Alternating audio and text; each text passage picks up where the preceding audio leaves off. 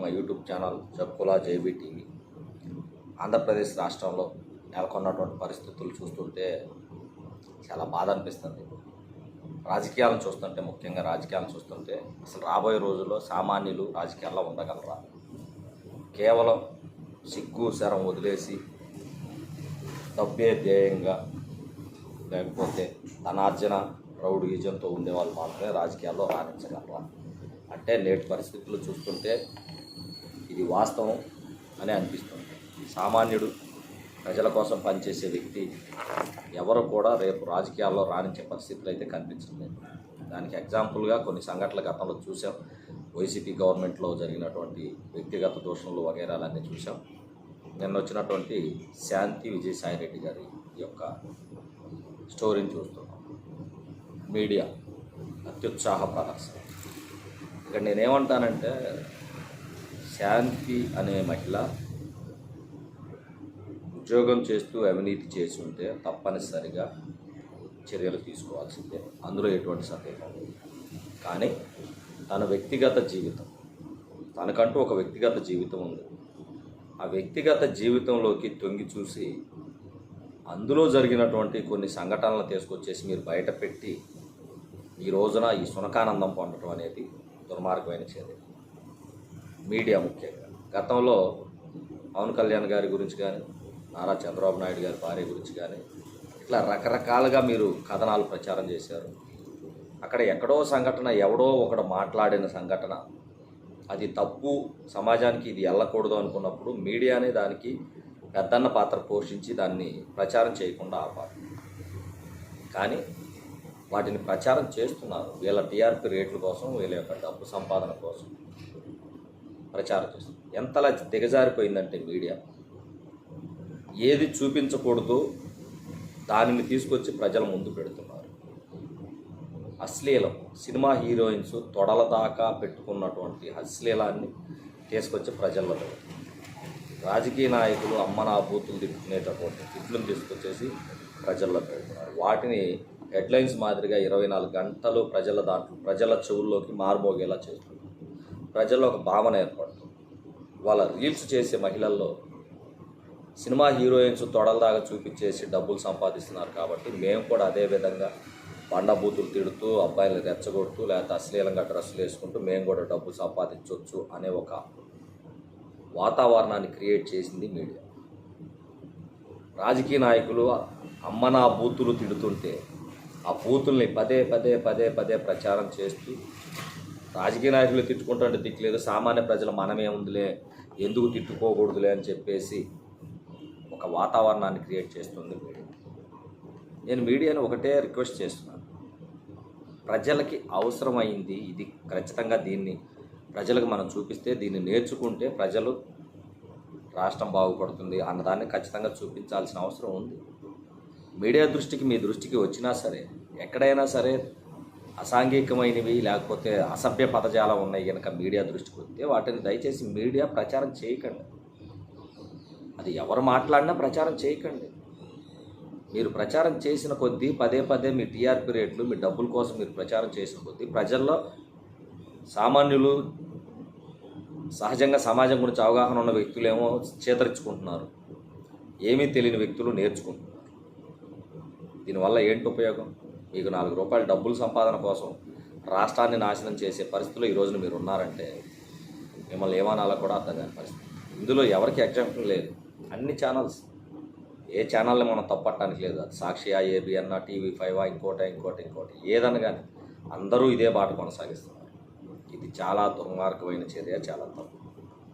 వాళ్ళ శాంతి గారికి పిల్లలు కనటం గురించి ఈ రోజున బహిరంగంగా మీడియాల ముందు మాట్లాడుతున్నారు. అది తన వ్యక్తిగత జీవితం అండి. ఉద్యోగ ధర్మంలో ఎక్కడైనా అవకతవకలు, తప్పులు చేస్తే చూపించండి, తప్పు లేదు. కానీ వ్యక్తిగత జీవితాన్ని ఎవడండి మీడియా ముందుకు తీసుకురమ్మని మీకు చెప్పింది?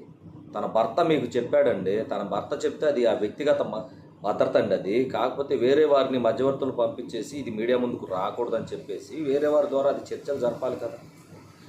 ఇక్కడ ఎవరో వ్యక్తి కోసం ఎవరినో టార్గెట్ చేయాలని చూసి మీరు పదే పదే దాన్ని ప్రచారం చేస్తూ ఉంటే మధ్యలో నలిగిపోతున్నది ఎవరు? ఆ శాంతి అనే ఆమెకి గతంలో పుట్టినటువంటి 2 పిల్లలు, ఇప్పుడు పుట్టినటువంటి పిల్లోడు, వీళ్ళ ముగ్గురు బలి కావాలా? వీళ్ళ ముగ్గురు గురించి సమాజంలో ప్రజలందరూ తెలుసుకోవాలా? వీళ్ళ ముగ్గురిని సమాజం చేతరించుకోవాలా? ఏం చేస్తున్నారు మీరు? అర్థమవుతుందా మీకు? ఒక్కసారి ఆలోచించండి. రాజకీయాలు అంటే గురజాల నియోజకవర్గంలో ఎర్రతనేని శ్రీనివాసరావు గారు, జంగా కృష్ణమూర్తి గారు చేశారు. వాటిని అంటారు రాజకీయాలు. ఏ రోజు వ్యక్తిగత దోషణలు కానీ, వ్యక్తిగతంగా కించపరుచుకోవడం కానీ, కేవలం పార్టీ పరంగా, ప్రజల పరంగా, ప్రజలకు ఏం కావాలి, పార్టీకి ఏం కావాలన్న దాని మీదే వాళ్ళ యొక్క మీటింగులు ఉన్నాయి తప్పితే ఎక్కడా కూడా వ్యక్తిగత విమర్శలు లేవు, వ్యక్తిగత దాడులు లేవు. అది కదా రాజకీయం అంటే. అసలు ఆశ్చర్యకర విషయం ఏంటంటే, నేను ఎర్రతనేని శ్రీనివాసరావు గారితో కొంతకాలం మాత్రమే ట్రావెల్ చేస్తున్నాను. గత 3-4 నెలల నుంచి మాత్రమే ట్రావెల్ చేస్తున్నాను. గతంలో ఎర్రతనేని శ్రీనివాసరావు గారిని చూస్తూ ఉన్నాను, జంగా కృష్ణమూర్తి గారిని చూస్తూ ఉన్నాను, కాసు మహేష్ రెడ్డి గారిని కూడా చూశాను. ఎంత వ్యత్యాసం ఉందంటే నేటి రాజకీయ నాయకులకి, ఎర్రతనేని శ్రీనివాసరావు గారికి, జంగా కృష్ణమూర్తి గారికి. ఇవాళ జంగా కృష్ణమూర్తి గారు వైసీపీ పార్టీలో పనిచేసి ఆ పార్టీ విజయానికి కృషి చేస్తే, ఆ పార్టీకి సంబంధించి ఏదో పదవిస్తే ప్రమాణ స్వీకారం చేసుకొని ఫ్లెక్సీలు ఏర్పాటు చేసుకుంటే, ఇతను ఎవరినైతే గెలిపించాడో కాసు మహేష్ రెడ్డి, ఆ వ్యక్తి అతను ఫ్లెక్సీలు చించినటువంటి చరిత్ర మనం చూసాం. కానీ తెలియని చరిత్ర, ఎర్రతనేని శ్రీనివాసరావు గారికి తెలియని చరిత్ర ఒకటి. గతంలో జంగా కృష్ణమూర్తి గారు వనభోజనాలు ఏర్పాటు చేసుకుంటే, ఎర్రతనేని శ్రీనివాసరావు గారు తెలంగాణ నుంచి, హైదరాబాద్ నుంచి గుంటూరు ప్రయాణం చేస్తూ ఉంటే, వాడపల్లి దగ్గర నుంచి దాచేపల్లి వరకు ఎర్రతనేని శ్రీనివాసరావు గారి ఫ్లెక్సీలు, బార్కెట్లు ఏర్పాటు చేసుకుంటే, ఈ యొక్క వనభోజనాల కార్యక్రమం గురించి ఎర్రతనేని శ్రీనివాసరావు గారికి తెలియపరిస్తే, ఆ ఫ్రేమ్స్ మీద మళ్ళీ ఈ యొక్క ఫ్లెక్సీలను ఏర్పాటు చేసుకోవడానికి అనుమతించి ఒక గొప్ప మానవతావాదిగా నిలిచారు ఎర్రతనేని శ్రీనివాసరావు గారు. అప్పుడు వారిద్దరు ప్రత్యర్థులు, జంగా కృష్ణమూర్తి గారు, ఎర్రతనేని శ్రీనివాసరావు గారు ప్రత్యర్థులు. చెరొక పార్టీలో ఎమ్మెల్యే అభ్యర్థులుగా ఉన్నారు, ఒకళ్ళు గెలిచారు, ఒకళ్ళు ఓడారు. అయినా సరే ఎక్కడ అహంభావానికి వెళ్లకుండా పార్టీ కార్యక్రమాలు వేరు, వ్యక్తిగత కార్యక్రమాలు వేరు అనే ఆలోచనతోటి ఈ యొక్క జంగా కృష్ణమూర్తి గారు ఏర్పాటు చేసినటువంటి యాదవ వనభోజనాల కార్యక్రమాలకి టీడీపీ వారు అంటించినటువంటి ఫ్రేమ్స్ మీదనే ఫ్లెక్సీలు ఏర్పాటు చేసుకునే విధంగా అవకాశం కల్పించినటువంటి గొప్ప మనసున్న వ్యక్తి ఎర్రతనేని శ్రీనివాసరావు గారు. ఇది కదా రాజకీయాల్లో కావాల్సింది.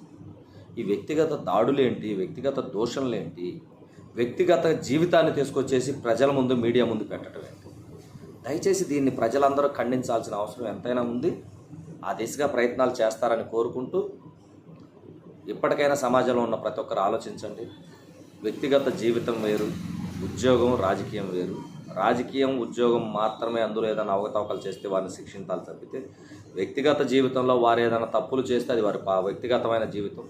ప్రతి ఒక్కడు ఇలా సమాజం కోసం వ్యక్తిగత జీవితాన్ని త్యాగం చేయాలి, లేకపోతే భార్యాబిడ్డలతో ఉండకూడదు, లేకపోతే మందు తాగకూడదు, సిగరెట్ తాగకూడదు, ఇతను సచిన్లాగా ఉండాలని చెప్పేసి ఆశించడం చాలా తప్పు.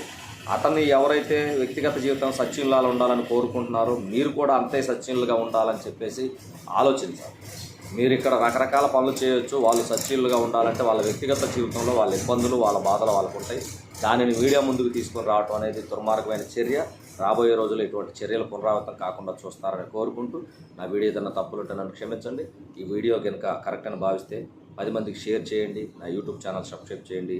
జై జవాన్, జై కిసాన్, జై హింద్.